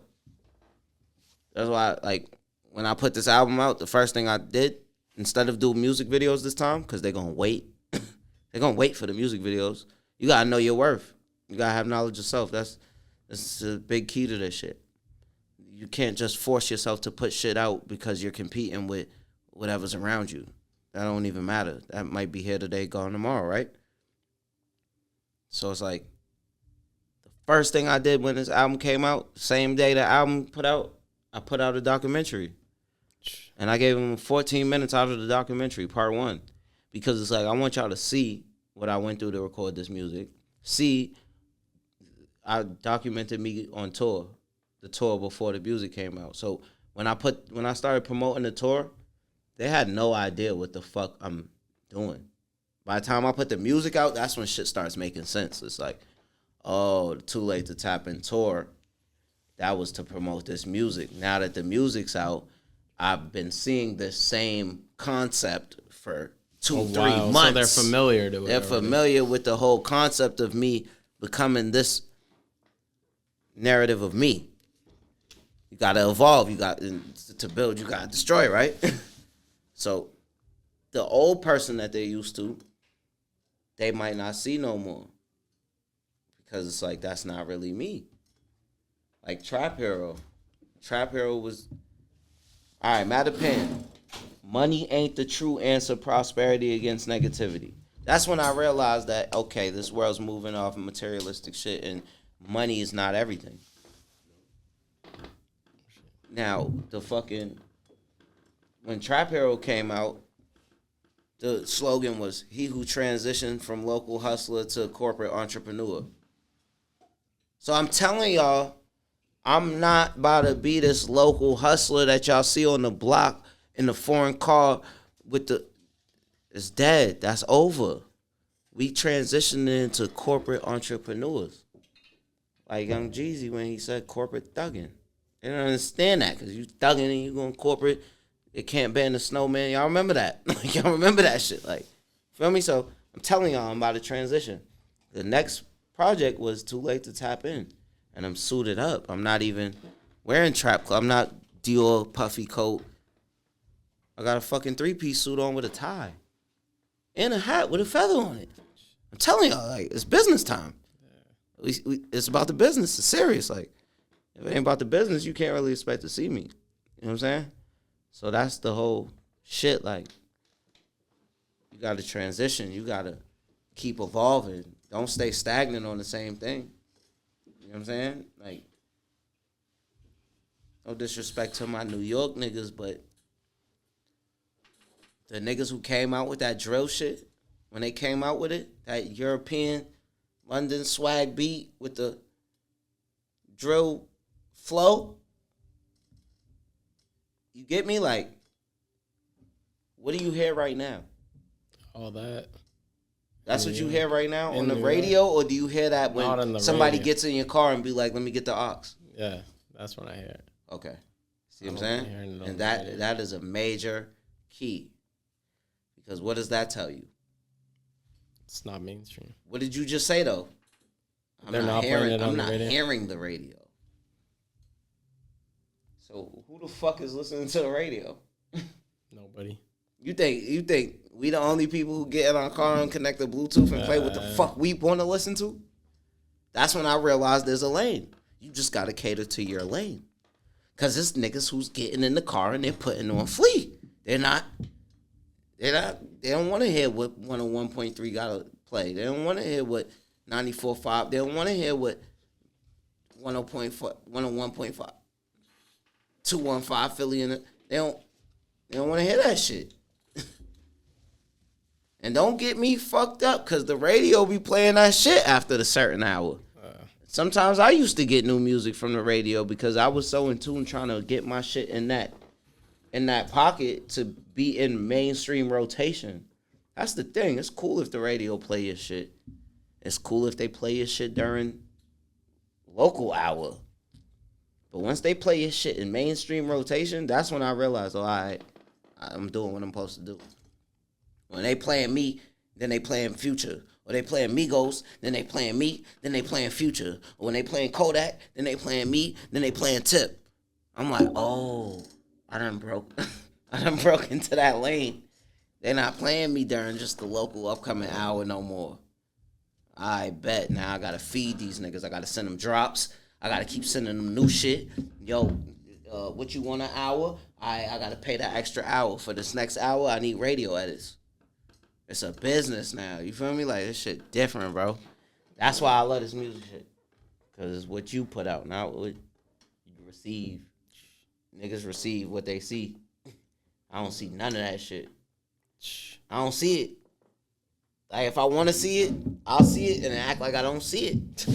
Because that's not for me. You didn't put that out for me.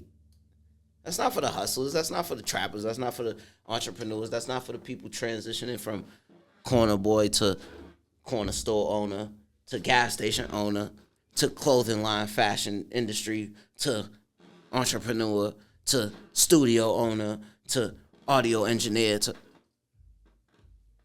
that shit. I can't relate. I don't know y'all. Y'all talking about popping Percocets, doing Xanax, and shooting people. I can't relate to that. You know why? Because when it was time, when that time was for us, we had that time and we wasn't on drugs. We looked down on niggas who was on drugs. Oh, you gotta do that to do this? You a weirdo. We might smoke a little weed, take a shot of Henny, and then we on that. But we didn't need that to do that. We was doing that because niggas killed our friends. You feel me? Like, now it's just like, Xanax on my tongue, Glizzy on my waist, I'm through there, Like, these niggas is weirdos, bro. I can't beef with that. These niggas, that's not my competition. That's not my beef. I don't even know y'all. Y'all know me. Y'all know me because I put my life on YouTube. Y'all don't know me. Y'all ain't grind with me. Y'all ain't take no risks with me. None of that. I don't feed into none of that. That shit's all fake to me. It's fairy tale. It doesn't even exist. Bro, it's just crazy. Bro. Jesus, bro. You spitting facts. I don't even think you realize we're an hour and a half in this shit already. We are? We're an hour and a half in. It's real, man. Bro, Do over, don't. Too late to tap in. You know what I'm saying? We here. Shout my boy Gabe in the building. Shout the whole faculty. Shout all the producers in the building. They in the other room cooking up. Once this shit's over, if they ain't booked, I'm about to go book next door up. And I'm taking one of their producers. We about to go crazy. I ain't gonna cap. Yeah. Like I like making the music. I'll make the music and we'll put it here and we'll say, yo, listen, in 4 months we gonna drop this. I need you to grind for 4 months so we both could go half on whatever we doing. This song needs product placement. This song needs branding. This song needs merchandise. And once we come with a plan, it's like, all right, boom. Yeah, let's roll out. We both grind up. We both, you know what I'm saying? We could put the merch out in 2 months before the song come out and grind off the merch. So when the song come out, everybody's already familiar with the slogan because it was on the merch. You feel me? You talk about the merch. I didn't ask you about that yet. That's one of the questions I want to make sure I don't ask you. What was the whole motivation behind starting the brand? When did you start it? How'd you go about starting it? Just everything, basically. The way I said about your breakdown of you, a breakdown of the whole merch. 2008, we was goddamn getting out of fucking middle school. Everybody was gangbanging. We wanted to be a part of something, but we didn't want to be invested in the gang activity. So we started crews. So before 2008, I was Famous Crew. You know what I'm saying? I had Shout Travis Barker. I fucking upped your sales in Boston, Massachusetts. I made sure your shit was in Hot Topic, Pac Sun, all that shit. Famous Crew. We was buying all that Famous Stars and Straps shit. We was wearing the shit everywhere. Everybody was loving it. You probably don't know why your sales was so high in Boston, but I'm telling you, that was all me. Then we got a little bit older. I had to put that out there because I be forgetting all the shit I did. Like, yeah, Travis Barker, yeah, my boy. Blink 182, yeah, my boy. Famous Stars and Straps, yeah, my boy. Yeah, check MySpace and all that shit, man. The reason why your sales were so high in Boston, yeah, my boy. Yeah, Fleas is he is I am him. Almighty Flea, yeah, Gbgflee. Flea cocaine, game break greatness. You know what the fuck going on. Get money, never hate to the whole family straight. I know your whole family straight, but I should have got a piece. But I ain't even looking for the piece because we us. You know what I'm saying? Like, we upped the sales on that Famous Star. You remember that shit? The Not F really. with the star on it? Not really. I'm going to show it to you. You're going to remember what I'm talking about. So, yeah. Then I realized I'm pushing somebody else's brand. I done blew their shit up, which I always do all the time. I be blowing niggas shit up. Nobody be knowing what I'm talking about until they see it on the TV. They see the City Girls holding up the Deleon bottle. They be like, oh, my God, that's what Flea was talking about last summer. Like, yeah. But, so the Brandon, Get Money, Never Hate, that was us, GMNH. That was a crew of niggas who got money and never hated on anybody else. We just knew, like, all right, if you could do it, then that mean I'm able to do it. And when it's my turn, it's going to be my turn. So I ain't going to hate on you for having your way, my boy. You get money, right? Get money. I'm going to get mine, you get yours. I see you, though. Salute. That's what that whole shit was about. We ain't hating. A lot of hate was going on in the city. We was against that. We was the anti-hate crew. Ain't no hatred. And we started making T-shirts. We started making fucking headbands. We just started making clothes and selling it on the block. And there've been fallouts, there've been misunderstandings, there've been disconnections. But 2016 is 2023. How many years is that? Like 4 and 3. That's 7 years. Yeah. I would say that where we are now from where we started is so much clarity and so much success on staying consistent and constantly dropping pieces. Because at first, it was just like a crew thing, and we was dropping T-shirts with, you know what I'm saying? Now it's collections. It's pieces. It's fashion. Like we dropped some windbreakers for the summer. Now it's a little bit colder. We got the flared sweats. You know what I'm saying? We got the set to go back with it. We just going crazy, man. And we came a long fucking way. Buddy in the corner fucked up. Like what he did last night, he fucked up. Look, this nigga. Like how he figured that shit out. Nigga got the cup. Yo, Ken, you gotta move the camera a little bit, yo. Buddy got that shit on though. Local trap union, my boy. 1,008 grams of that shit. You had it, didn't you? Yeah. Deli on, what the hell we on? That nigga's dead. Hey Fred, he dead. Yeah. Bro, yo, that shit. You finna drive home after that too. Yo, that crazy. shit is mad funny. He was mad. What you did last night though? Yo. It's fucking 4:00, nigga. It's 4:30. This nigga slumped on a Saturday. I'm really confused how he got the fucking drink balance like that, yo. He took 2 shots of that shit, bro. He don't hear me talking, none of that. He just Frankenstein. Frankie. That's what Ken be like, bro. That shit is bad funny. That nigga catching up on hours. He about to have another long night. He about to go fuck with them goddamn wound socket hoes. Yeah. Look, he's up now. He said what? Wound socket? All right. You gotta go fuck with them damn Providence bitches. Yeah, sir. That's his vibe right there. Bro. That boy, what's stirring up, man? That nigga got all the vibes, man. Bro. Different breed. They done wore his ass out last night. Look at him. Go fuck with his goddamn Paul Tuckets. Yo. Yo. The Pawtuckets. Yo. Paul Tucket. I remember we was in Pawtucket. They was like, say it again how you said it. Paul Tucket.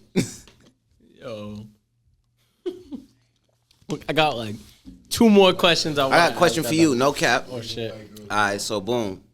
Earlier, you said you started making music when we was You said you stopped making music at like 15, 16. Am I mistaken? Yeah. Like, I started at like 16. I stopped at like 17, I say. Okay, 17, so I only did it for like a year and a half. The first question is, what made you stop? And then the second question is, when you found this piece of art, this establishment, this platform that y'all built, what motivated you to not give up on it, to keep this shit thriving? So with the motivating, I'll answer the second one first. Okay. I think it was just being shocked how many people, as much as I was saying earlier off camera, there was people that didn't believe in it, seeing how many people did believe in it at the same time. Like, I don't know, like. No. I understand. I understood exactly what you said, because I remember there was a point in time, right? Not to cut you off. I remember there was a point in time when I was making music. I'm like, damn, what the fuck I'm making music for? This shit ain't nobody listening. And then as soon as I said that, my phone will ring. Yo, bro, that shit you just dropped? Or you see what I'm saying? So it was just like certain people who keep me back in it. Like, yo, bro, you got to put out some new. You know what I'm saying? So I felt exactly what you just said. Like seeing that shit, fucking getting pictures sent. Yo, there's a DOD sticker in random places. I was in New Hampshire one time. Cause I be doing delivery work, bro. Them get money never hate stickers get it going. Bro, the sticker shit, that's one big thing. Mm-hmm. My little sister's like, yo, I just saw some random person I've never seen fucking with the do over don't hoodie at the mall. With the merch on, fucking, yes, sir. What I was saying, bro, I deliver in New Hampshire because I do delivery shit during the day. Mm-hmm. I'm fucking all the way. I'm like an hour and a half, 2 hours away from here, bro. Tell me you was out there putting them shits up. No, I wasn't. But I'm getting off the highway, and all I hear is a car scream, yo, do over don't. I'm like, what the fuck kind of shit, bro? You'd be surprised, man. Mad random shit, internet's bro. real. Like, mad random shit. Even when I went to, You need to go to London, bro. Bro. You got your passport? Nah, I gotta get it renewed. You get your shit renewed, man. Hoff at me, man. We about to go take over London, man. I got family out there, and I realized that when you doing shit over here, in the States, foreign, you have a bigger fan base out the country. Yeah. They own you, and you don't even know they own you. Bro, it's crazy that you're saying that because when I just know they own you, bro. When we just did this album, dog, I had to go look into like the specifics of our audience and shit, and I found out that we have mad fucking fans in the UK and London and shit. Yeah, sir. And even the music right now, like dead ass, like 20-30% of our album streams are fucking from people over there, bro. And they be constantly engaging with the shit and shit. And I was like, what the fuck? We gonna make some motherfucking noise to that, man. Yeah. My boy's international. He already broke into the international realm, nigga. Come on, man. Seeing that people shit. Don't understand. That shit's real, bro. And a lot of people, like I told you earlier, they don't know how to escape where they from. That shit means more than what you think this shit means to us over here. Because us over here, we looking at the shit like, okay, I see how he did that. I think I could do that. Over there, they're like, yo, what the fuck? This shit's crazy that they even find it, bro. Yo, like, yo, what the fuck? That shit is crazy that they even find this shit, bro. Internet, shit, man. Don't even. And that's why you got to keep going, bro. You got a lot of people on this platform. You feel me? Now, what you may not realize is you've tapped into a little bit of everybody's fan base on this that has come on here. So like when this come out, it's gonna be people who don't know what this is, but they're gonna be aware of it now. That's what we call brand awareness. Yeah, 100%. You know what I'm saying? You know Noble? Yeah, that's my partner. Yeah, Noble. I just seen him the other day, like 2 days ago or yesterday. Yeah. Swear to God. Shout out to Noble, bro. Random shit. I'm like, we ran into each other in Target. That's the most random shit. In a random bro. town, too. A random town. Not in the hood. Not in South Bay Target. We ran into, he's like, what you doing out here? I said, nigga, I live out here. What you doing? Yeah. That's the most random That's my partner, shit, though. bro. He had me on the museum. Shout out to the museum. He was talking about, because how you just said the brand awareness. He was talking about, he's like, most people's problems, bro, nowadays is brand awareness and brand identity. Yeah. And that shit is so true, bro, because so many people, like, you'll see their shit, but you can't tell what it is and nothing. Mm-hmm. You can't tell. You have no reason to, like, invest yourself. But motherfuckers, like, when I went through your shit, you could see that there's something there. You can get it. Even if you're not sitting there dissecting, listening to every single album, whatever, you could just tell what it is. Like, it's a sales pitch almost. Mm-hmm. It's how we're talking about Instagram and shit being a tool. Like, the way you present yourself online, it's literally a sales pitch. Because with that brand awareness shit, if you can go and tell exactly what you're getting into, you're going to be way more likely to invest into some shit rather than... And honestly, that's why I don't put nothing on social media besides this. Besides music, content that pertains to the music or the brand. And, like, it doesn't make sense. Why am I put that shit on there if we're not selling what we doing? So that can mislead somebody. If I go on there and be funny, somebody might book me for a fucking stand-up. Now I gotta go fuck. Depending on how bad I need the money, if I need the money or I want the money, right? Now I gotta go study these niggas who professional stand-up comedians for me to secure that bag, right? But if I stick to what I do, what I know, what I'm passionate about, what I live for, then when you go on there, there's no misconception. You see, like, all right, music just came out. You got a show in this town. This is what's going on. All right, there's some merch.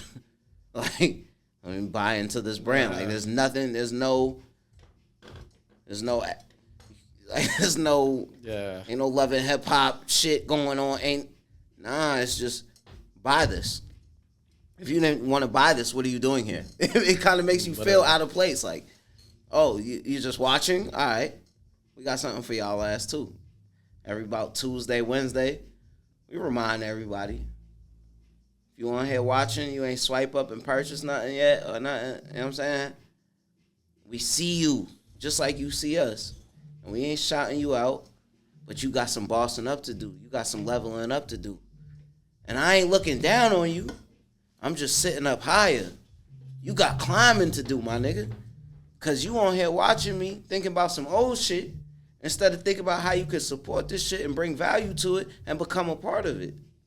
That's why we stay the fuck away from motherfuckers. Stay the fuck away from motherfuckers. Because they ain't trying to bring no value to the situation. Like, you do, you win. You don't, you die. Run with that, man. I'm adding that to this shit, man. Matter of fact, I'm about to sign that on the wall somewhere. You do, you win. You don't, you die, man. He's dying, sitting around deteriorating. Ain't coming up with nothing new. They doing the same shit you met them doing. You met them niggas 2015. They still doing the same exact shit. Ain't no elevation. Ain't no progress. No nothing, man. No motion, motherfucker. Stay the fuck away from them niggas, man. It's the law of physics, man. Hold on. That shit broken as fuck. Let's see if it works this time. Physics, man. You gotta stay emotional. You gonna die, man. Straight up, bro. Straight up. Yeah, we got good deli on in the building, man. You know what I'm saying? Do over, don't. DOD, shout my boy Gabe. Shout the whole faculty in the building. Shout all the producers in the room, man. Shout out you. Shout out everybody, man. Shout out you, dog. We got 2 more questions. So we don't, and once it goes over the 2-hour mark, bro, these motherfuckers will not click on the shit, bro. I don't know what the fuck it is. Every time I do an episode over 2 hours, people's short ass attention span. All right, so we gotta say some shit. We gotta hit them with the shock value. Yeah, no, we gotta talk some shit. I gotta disrespect somebody publicly so niggas know to watch the whole interview. Watch till the end when Gbgflee flips out on ... Bro. And next time in Miami Nights. Bro. Yeah, it's like a fucking cartoon episode, bro. Yeah. Gonna leave Miami Nights off of this. Yeah. Fucking second to last question though. You see mad at the reels and shit be this. But anybody that's watching this, they want to make music, they want to start a brand, they want to just do something in general. They have no idea where the fuck to start. They don't got nothing, they just got an idea. Nobody around them doing anything. What would your biggest 2 pieces of advice be? One thing that they should absolutely do, and one thing that they absolutely should not do. Do over don't. All right, so we gonna go with the don't do first. All right. Okay. If you gonna start in this shit and you don't got no experience, you don't know where to start, and you just starting out. All right. Hopefully you got a vision. If you got this vision of yourself doing this shit and winning, follow that vision. Don't, for short, don't listen to nobody misleading you from the vision that you initially saw. Don't. Okay? I'm going to say it again. Don't listen to anybody misleading you from the vision that you initially saw in your head when you said, this is what you want to do. All right? Y'all got that shit? Do not listen to nobody telling you that you fucking losing your mind and you crazy and you shouldn't be doing this. Because they don't want to see you win. They will fucking laugh at your failure. They will fucking laugh at your pain, nigga. Lose them. Word to Lotto. Lose they ass. And what you do want to do is shrooms. No, so I'm fucking with y'all. I don't do shrooms. I smoke weed. I drink Lil Deleon. Thank God somebody saved me from that Henny and that cognac. But listen, right? What you do want to do is whatever your mind is telling you to do.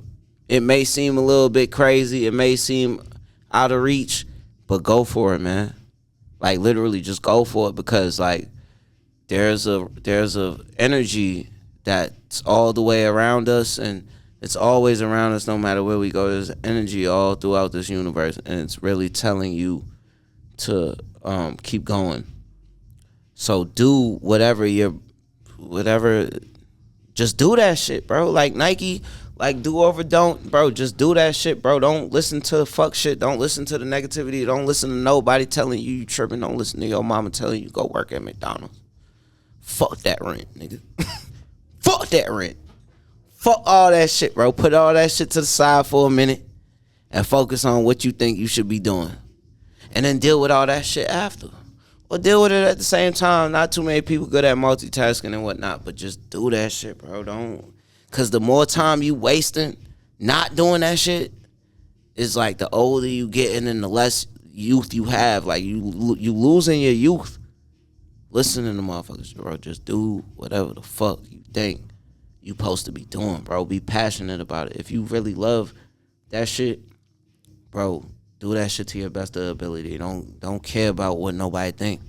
Cause people's thoughts don't amount to no goddamn check, bro. People's thoughts don't amount to shit. They just thinking out loud and they making phone calls and gossiping and telling everybody, yo, they think you crazy because you did this. You seen what Buddy just posted, whoop, the shock value, all that shit, bro. Just do that shit so you could get where you going, bro. I'm not telling you do shit for attention. I'm telling you do shit to change your circumstances and help your family be a fucking Fortune 5 company family. Like, I don't know no better way to say it, bro. Just do that shit. Like, you see my man got that shit on? Come on, bro. You think he got that shit on from somebody telling him to do that shit? That was a vision. That was an idea first. That was an idea. And then when he found the source for him to get them shits and then put his shit on it and put his brand on it, that's what changed the game. That's what made it his. Now the vision is reality. That shit was nothing. It was an idea. You couldn't see it. You couldn't feel it. It wasn't physical. It wasn't reality. The idea in his head told him, do that shit, bro. And he did it, and he made sales, and he made money, changed the circumstances. Y'all see where we was at a year ago. You see where the fuck we at now. Stop playing with your boy, bro. Get some money, man. Do what you got to do out here. That's the best way I could say that, bro. I got a question for you, too. Okay. After your second question or before? You could say it now. All right, so my question for you is, what do the color purple for you mean? What do color purple mean to you? Because purple, to me, is royalty and power and the essence of royalty and the kingdom and the winner's circle and the winner's row and shout my saints in New Rochelle. Like, they purple. Like the knowledge of purple is deep. So what does purple mean to you, bro? So that's what, like, a big reason is because that was just like my family always loved that color because of that. But when I was younger, my dad was starting a business. So, like, I was around my dad a lot, but my grandma used to watch me mad. And when I was younger, she died, and her favorite color was purple. So I always told myself, Sorry for your loss, King. Thank you, bro. It was like 10, 15 years ago. But I just went to my grandmama's funeral about 2 weeks ago in the Bronx. She lived in the Bronx. And then my other grandmother, my mother's mother, passed away about 2016. So I know how you feel, bro. I mean, I can't say I know how you feel, but I'm sorry for your loss because my grandmothers, both my grandmothers was the closest to me. They knew who I was as a person. They didn't judge me. They ain't give a fuck. They just know this nigga, I don't know what he gonna do, but he gonna make it. And they always pushed me towards it. They told me don't. Both of them, my mother's mother and my father's mother, both always told me, like, don't fold, don't bite your tongue, just be who you want to be. And it's crazy, my New York grandmother was always in the church. Church lady. I grew up in the church. You know what I'm saying? Everybody in the Bronx, they already know. You know what I'm saying? They real church people. So it's like, knowing that, and she still told me be who I am and not get on my knees and fall. You know what I'm saying? She was really on some shit. Like, it's weird. Like, she used to give me, like, indirect messages, like, just little slick player shit. Like, my grandmother really gave me some shit from New York, and my grandmother from here, she just made me a gangster. I ain't gonna cap. My grandmother grew up in the trenches with. That's how I got all my childhood friends, because she grew up in the trenches. So. But she didn't grow up in the trenches, but when she came from the islands, her apartment was in the trenches. Grandmother love and grandmother bonds hit different. Yeah. They be different, bro. But yeah, that's the reason why it's purple. I always told myself, I was like, whenever I start a business, I'm like, first business I start, I gotta make the color purple. So you know what's ill? At least your company has an identity, because a lot of people think about that shit last. Yeah. Like a logo and color and theme, and they think about that shit last. So purple is powerful though. You in the right lane. Got good shades of purple. You got pink when the women come in. I see what you doing, my boy. I fuck with you, bro. I fuck with what's going on now. You know what I'm saying? Shout out my sister Kitty in the A, yeah, sir. Shout out DJ Still in the streets. You know what the fuck going on. Bonjway Sway, no play.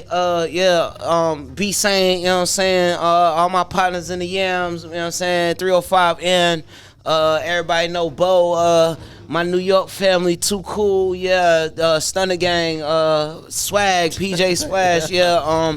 Make sure you go get some goddamn drip from the spot. We got the new spot. Yeah, shout out to all my partners, man. You know this shit getting deep. It's getting wicked. I gotta go on Instagram to know. Name. I can't just cap. Bro. The amount of people that go to shout people out and then gotta open their phone real quick, everybody does it, bro. Once you got a list of partners and supporters, it's real. So shout to Private Shop, New Rochelle. One time for the Private Shop. Shout out the local trap union. Yeah, 1,008 grams, 1,008 ways to grind. Local trap union. Shout out all my trap heroes. You know what I'm saying? We getting money to the whole family straight. Never hate. Get money, never hate to the whole family straight. God is good, God is great. Thank you for this healthy place. Shout out to DOD. We doing, we not don'ting. We doing over don't. You know what the fuck going on. For real, man. Place of content. #1 place of content in America. Yeah, you know, shout out Vehicle Done.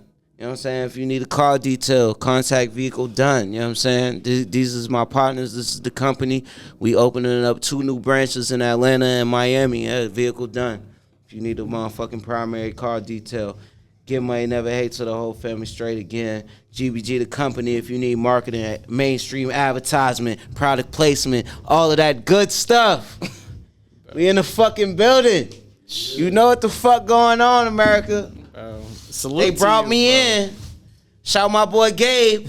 Appreciate you. We not playing, man. We not playing, man. Bro. Salute to you, bro, for shouting out fucking so many people. Shout out Sam. Produced by Sam. I'm finna go work with him in about 10, 15 minutes. Unless the schedule's booked up. You know what the fuck is going on, man. Yeah. Bro, I appreciate all the love, though. It's a lot, man. Appreciate you, bro. Bro. Did y'all hear me? DJ still in the streets. Atlanta, turn the fuck up. This is the biggest DJ in Atlanta. He hosting my project. 2Late2Tapin. DJ still. We still in the streets, you know what I'm saying? We started in LaCora. Yeah, LaCora. Dangerous ass LaCora on Cleveland on Sundays, man. Y'all know what the fuck going on. Free my slimes. Kitty Pooh. Yeah, love you. Double Up Inc. DUI. We going. It's not a game. Free my slimes. I love y'all. Last question. I feel like you're gonna have a lot to say. Tech Era Entertainment. Oh, shit. Yeah. You know what I'm saying? Pull up with the party bus. Yeah. You need a party bus. Contact my partner, Tech Era Entertainment. Mr. Outside. Yeah, we got the Sprinters too, man. You need the motherfucking 18 passenger Sprinter, man. 16 passenger Sprinter, man. Holler at your partners, man. We pulling up, man. We got you with the motherfucking door-to-door service. You want airport service? What you need? You need a rental? You need a Fly V? You need a Lambo truck. You need an Audi truck. You need a goddamn, what you need? You need an I-8. Fuck with us, man. Tap in with us, man. We got some shit going on the West Coast. Yeah, we got the rental company out there too, man. Holla at my boy PJ Splash, man. You know what the fuck going on. Shout my security Cliff. Yes, sir. I gotta keep this shit going for everybody. You got so many shout-outs. God damn, yo. I think you broke the record for most shout-outs, yo. I ain't even going the list either. I'm going off the head still. I ain't gonna cap. Jesus Christ, bro. Yeah, I ain't gonna cap. Jesus Christ. All the trap heroes, man. The local hustlers transition into corporate entrepreneurship. Yo. Shout to them, man. Bro. This is the last question right here, though. Like the outro, basically. I'm here with you. Year from now, it's 2023. It is, to be exact, September 23rd. September 23rd, 2024. What differences do you see in your life? Where do you see yourself going? What are some things you see yourself doing within the next year? Obviously, you said you just had your son. Like, what do you see the next year of your life consisting of? Son gonna be one.